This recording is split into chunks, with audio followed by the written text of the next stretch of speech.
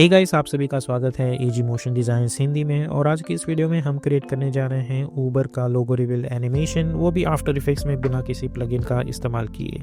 और अगर आपको मोशन ग्राफिक्स से रिलेटेड और भी सारी चीज़ें सीखना पसंद है तो आप मेरी यूडेमी कोर्सेज भी ज्वाइन कर सकते हो, लिंक मैंने डिस्क्रिप्शन में दे दिया है। और अगर आप इस चैनल पर नए हो तो इस चैनल को सब्सक्राइब कर दीजिएगा और बेल आइकॉन पर भी क्लिक कर दीजिएगा। तो बिना वक्त ज़ाय किए चलिए स्टार्ट करते हैं।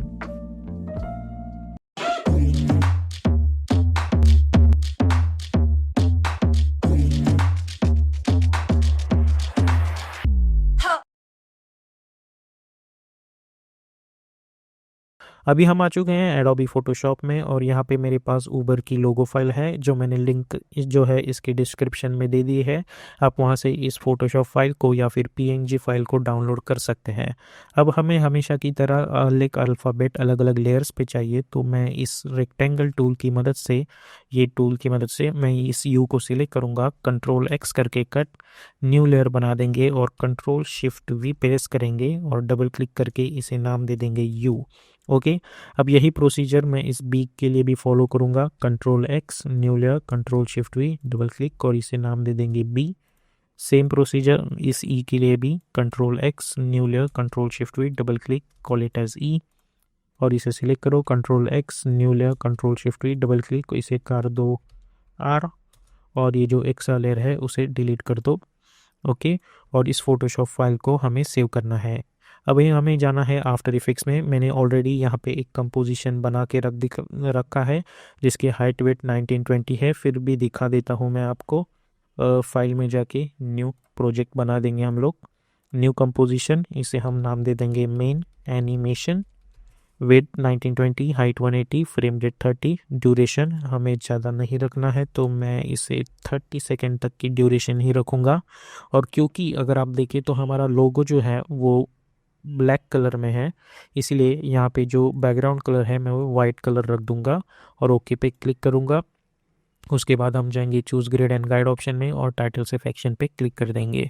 अब हम प्रेस करेंगे कंट्रोल आई और मैं अपनी फ़ोटोशॉप फाइल सेलेक्ट करूँगा और इंपोर्ट एज में इंस्टेड ऑफ फुटेज हम चूज़ करेंगे कंपोजिशन रिटर्न लेयर साइजेस और ओके पे क्लिक कर देंगे, यानी कि इंपोर्ट पे। और सिंपली इसे ओके पे क्लिक करो और डबल क्लिक करके इसे ओपन करो और ये जो सारी लेयर्स है इन्हें कंट्रोल सी करके मेन एनिमेशन में जाके कंट्रोल वी करके पेस्ट कर दो। अब इसकी साइज़ काफ़ी बड़ी है और अब मैं इन सभी को सिलेक्ट करके अगर एस प्रेस करके इनकी साइज़ एडजस्ट करूँगा तो आप देख सकते हैं हर एक की साइज़ इंडिविजुअली एडजस्ट हो रही है। तो हमें वैसा नहीं चाहिए, तो हम कंट्रोल जेड करेंगे अंडू करने के लिए और राइट क्लिक करके न्यू करके एक नल ऑब्जेक्ट बना देंगे और ये सभी लेयर्स जो है वो मैं इस नल ऑब्जेक्ट से पेरेंट कर दूंगा। अब इस नल ऑब्जेक्ट को सिलेक्ट करके एस फॉर स्केलिंग ऑप्शन और इसके स्केल में कुछ घटा दूंगा। मैं इसे कर दूंगा 28 और इसे मैं डिलीट कर दूंगा। अब इन सभी को सिलेक्ट करके मैं प्रॉपरली इसे कुछ इस तरीके से एडजस्ट कर दूंगा ताकि मुझे कुछ इस तरीके की चीज़ यहाँ पे मिल रही होगी। अब हमें हमारा लोगो तो प्रॉपरली एडजस्ट हो चुका है।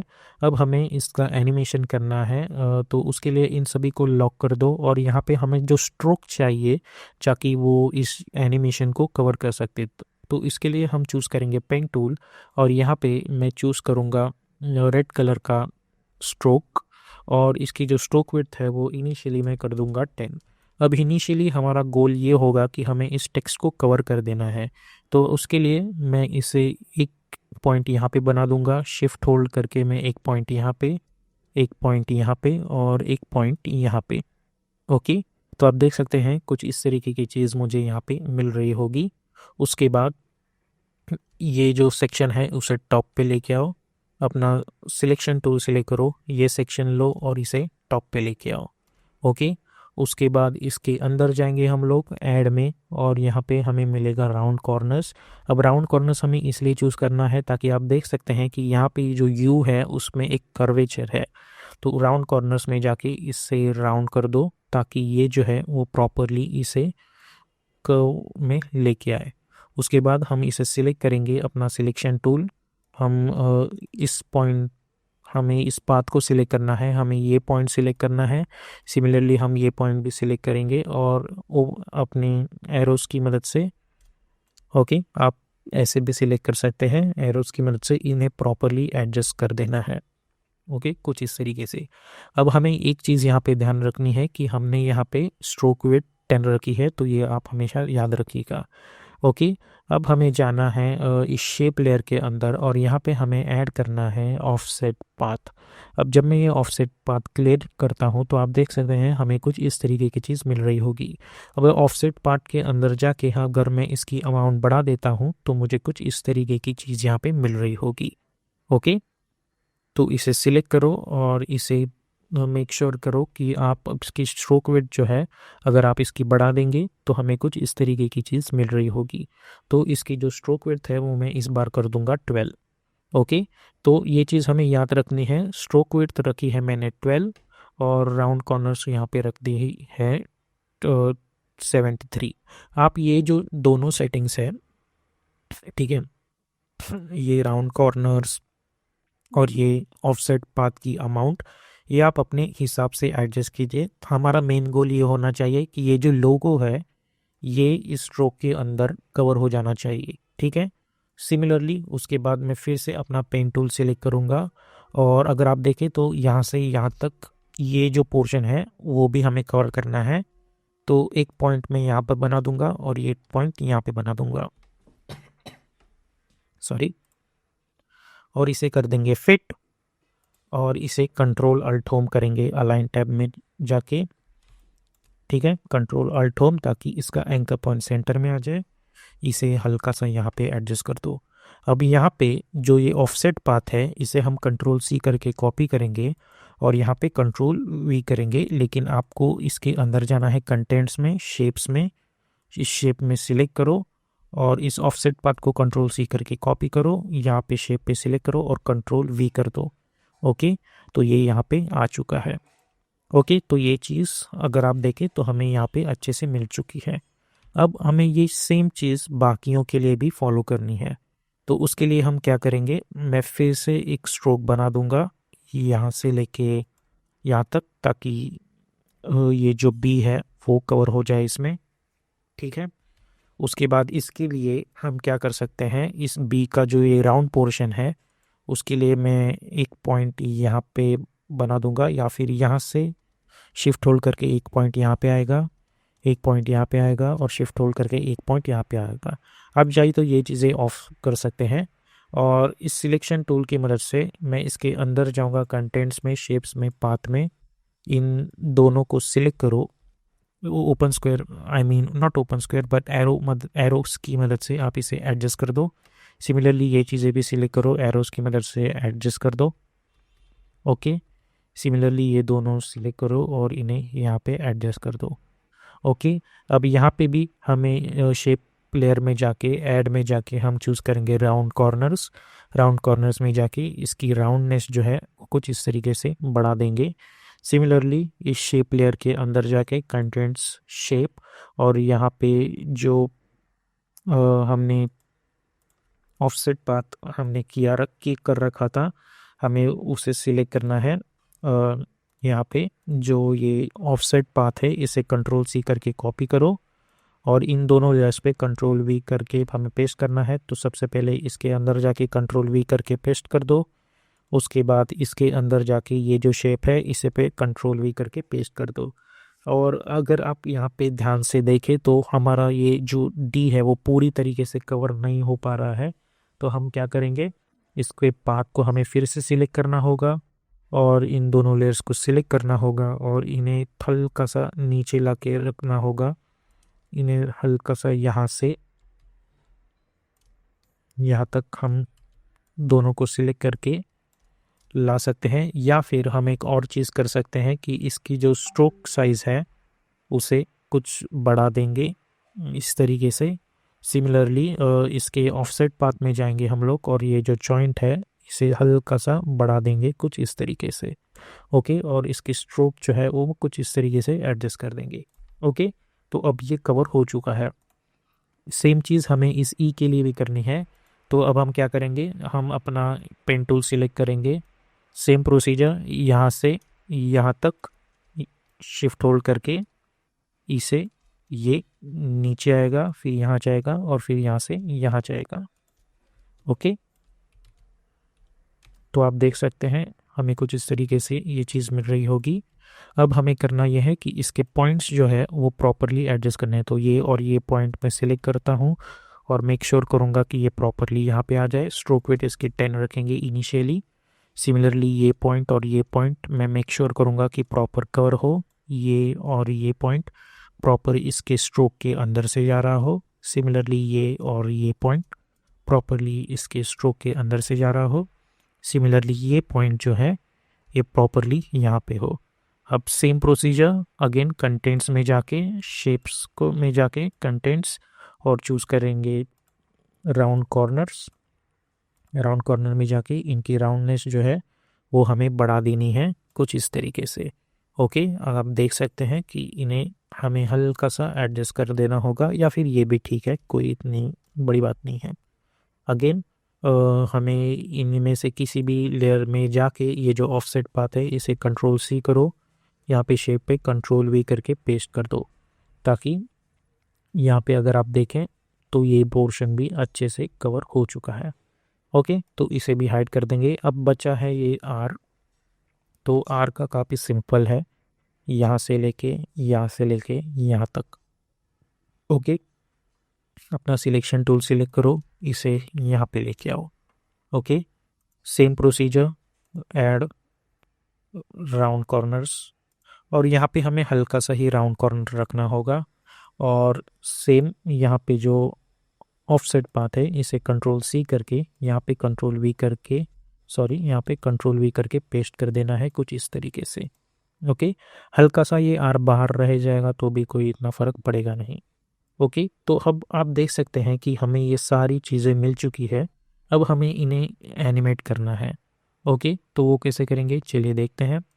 अब हमें कर जाना है यहाँ पे, और इन सभी चीज़ों को फ़िलहाल के लिए मैं हाइड कर दूँगा।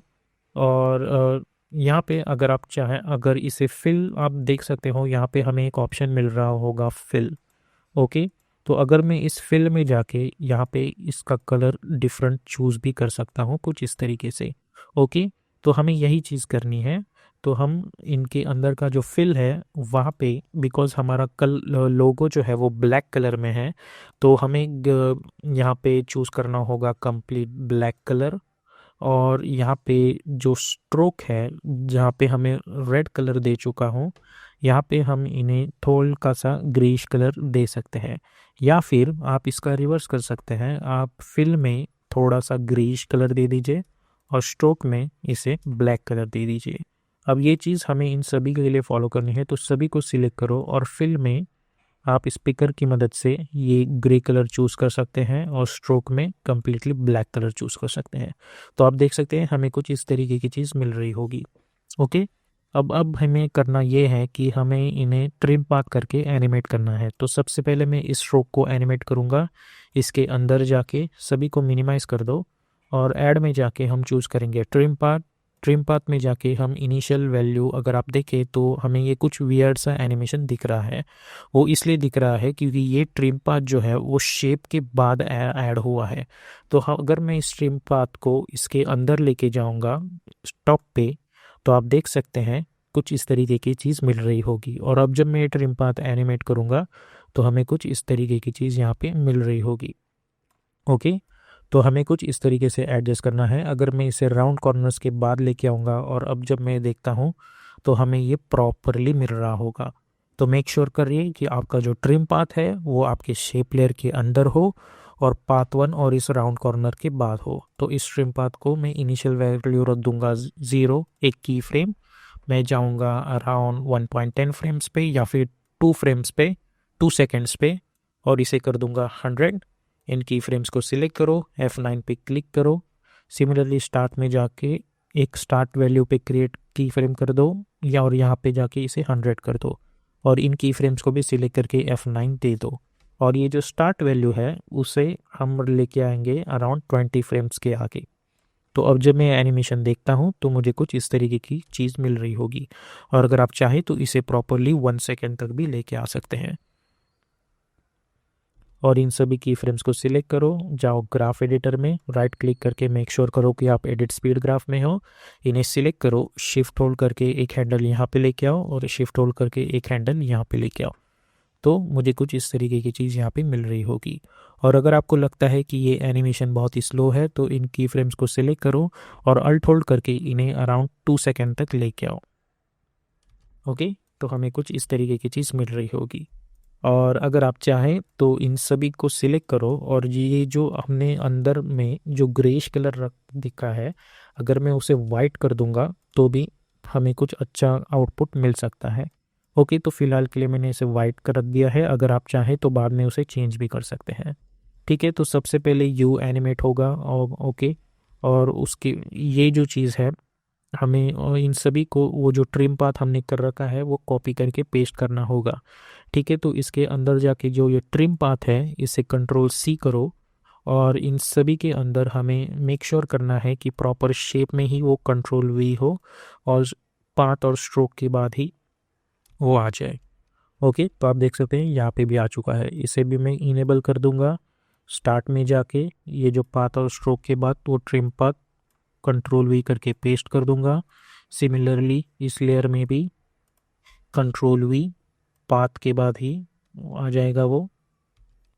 ओके, और इस लेयर में भी शेप में अंदर जाके कंट्रोल वी और वो पाथ के बाद ही आना चाहिए।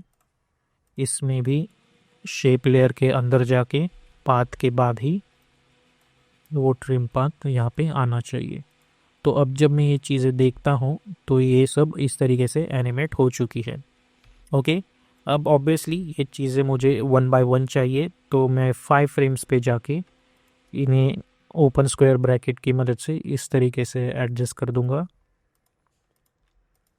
ओके, और अब जब मैं ये चीज़ें देखता हूँ तो मुझे कुछ इस तरीके की चीज़ मिल रही होगी। और अब हमें ये जो चीज़ें हैं ये हमें रिवील करनी है तब जब ये पूरा जो सेक्शन है वो उस टेक्स्ट को कवर कर ले।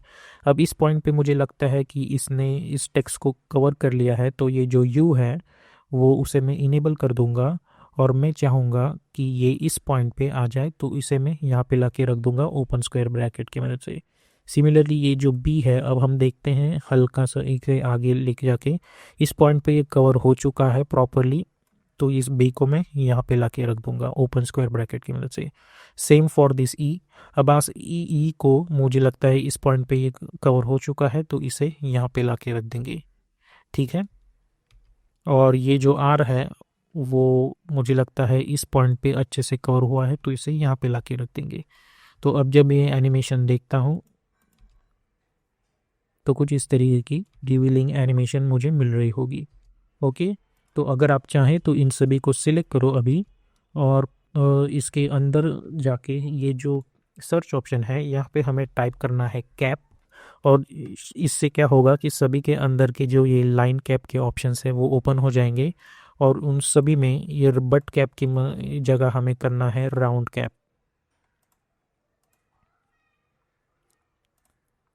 ओके, जहाँ पे भी बट कैप दिखे उसे राउंड कैप कर दो।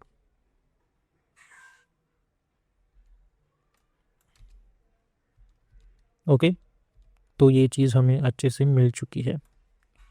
ओके, तो इन सभी को सिलेक्ट करो और कंट्रोल शिफ्ट सी करके इसे नाम दे दो स्ट्रोक। ओके, सॉरी मैंने गलती से कुछ और ही नाम दे दिया। और कंट्रोल डी करके हम इसे डुप्लीकेट भी कर सकते हैं, और अगर हम इस पर टिंट इफेक्ट अप्लाई करें तो इसका जो कलर है वो स्वैप कर सकते हैं। और पेज डाउन की मदद से या फिर 5 फ्रेम्स पे जाके इन्हें यहाँ पे लेके आओ और 10 फ्रेम्स पे जाके ये जो फर्स्ट लेयर है उसे कंट्रोल डी करके डुप्लीकेट करके टॉप पे लेके आओ और इसे यहाँ पे लेके आओ। तो आप देख सकते हैं हमें कुछ इस तरीके की यहाँ पे वियर्ड जैसी एनिमेशन भी हम इसे बना सकते हैं। और यहाँ पे जो टेंट इफेक्ट है वहाँ पे यहाँ पे जो हमने वाइट कलर चूज़ कर रखा है वहाँ पे हम ग्रेइश कलर चूज़ करेंगे instead of choosing completely white colour. Okay, या फिर उसे स्वैप करोगे तो आपको भी कुछ इस तरीके की चीज़ यहाँ पे मिल रही होगी।